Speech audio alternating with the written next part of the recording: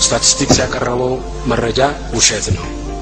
አብዛኛው ህዝብ ሙስሊም ስለሆነ የእስላም መንግስት ነው መቋቋም ያለበት የሚል ቅስቀሳ በሰፊው ነው የሚካሄደው በእነዚህ አክራሪዎች። ሸሪዓ መንግስት አይደለም እየጠየቅን ያለ ነው።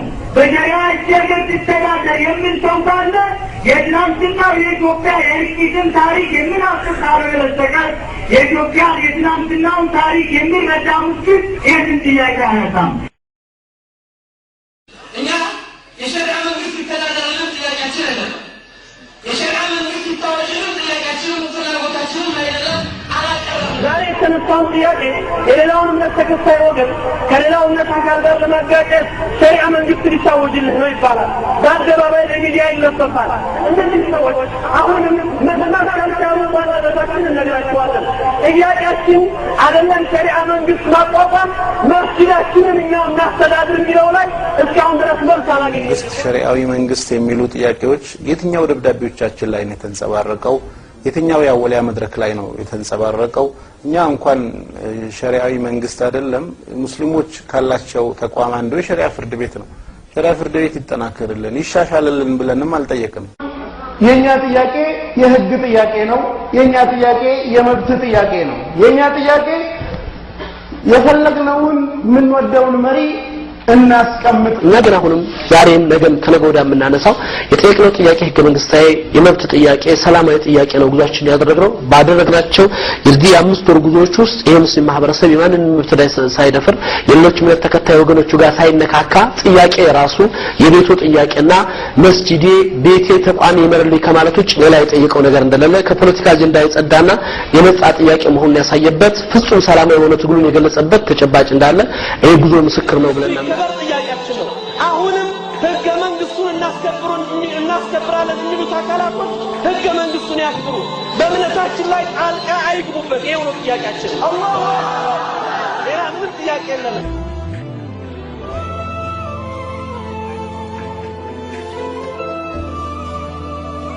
መንገዳችንን እንዳንደናቀፍ ሆን ብለው ችግር ፈጥረው እነዚህ የኢትዮጵያን ሰላም አይፈልጉ ልማትን የማይደግፉ ወዳልሆነ መንገድ ህዝቡን የሚወስዱ ነውጥ ናፋቂዎች ወይንም ስልጣን ጥመኞች እያሉ በተለያየ ሚዲያና በተለያየ መንገድ ቢያወሩም እኛ እስከ መጨረሻ ሰዓት ድረስ ሰላማዊ መንገድን ብቻ መጓዝ ይጠበቅብናል። ይህንን እስካደረግን ድረስ በምንም መልኩ ቀዳዳ አያገኙም። የኢትዮጵያ ሙስሊም ጥያቄ ነውና ምላሽ እንደምናገኝ ተስፋ እያደረግን በሰላም በትዕግስት አሁን እንጠብቃለን። እኛ ትግላችን የሰላም ትግል ጥያቄያችን የመብት ጥያቄ ያላንድ ረብሻ ያላንድ ችግር ያላንድ መጠበቅ እንደሚሄድ አሁን እናሳያለን። በየትም ቦታ ላይ ለሚነሱት ነገሮች ሁሉ ሰላማዊ ምላሽ ይሰጣል። አሁንም ይህን ስንል ድንበር እንለፍ፣ የሰው መብት እንንካ፣ የሌሎችን እምነት እንዳፈር ህግና ስርዓት እንጣስ አይደለም። ዛሬም ነገም ትናንትም ሙስሊሞች ህጋዮች ናቸው። አሁንም ቢሆን እኛ እምነታችንን የሚያስተምረን ሰላምን ለሰላም የምንሰጠው ዋጋ እኛ ኮሚቴው ሳይሆን በሙስሊሙ በአጠቃላይ ኮሚቴውን ጨምሮ ለሰላም የምንሰጠው ዋጋ ተቻችሎ ለመኖር ተከባብሮ ለመኖር የምንሰጠው ዋጋ እጅግ በጣም የላቀ ነው። ሁለተኛ ሽብርተኝነት የሚባለው ነገር ከማንም በላይ በእስልምና ውስጥ አማኙ ራሱ ነው የሚዋጋው። ምክንያቱም እምነቱ ራሱን የቻለ ስርዓት አስቀምጦለታል። ልክ አይደለም፣ ገደብ አለው ለእያንዳንዱ ነገር። ተቻችሎ ተከባብሮ መኖርንም እንደዚሁ ምንም እንኳን ኢትዮጵያውያን ባህል ነው ብለን ብንወስድም ባህል ምናልባት በተለያዩ ባህሎች የመለወጥ ቴንደንሲ አለው።